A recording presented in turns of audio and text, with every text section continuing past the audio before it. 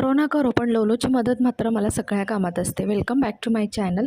तर आज आहे संडे. मस्त असा हेअर पॅक बनवला होता, कारण खूप महिने झाले हेअर पॅक लावायला काही वेळच मिळाला नाही आणि मी थोडा कंटाळाही केला त्या मानाने. तर आज मस्त हेअर पॅक लावून घेतला. मुलांसाठी आज संडे होता, त्यामुळे स्पेशल नाश्ता बनवला. त्यांना खायचा होता पास्ता, सो पास्ता बनवला त्यांच्यासाठी. सगळ्यांनाच पास्ता दिला. मला फार काही पास्ता आवडत नाही, त्यामुळे मग मी दुसरं ऑप्शन निवडलं खाण्याचं.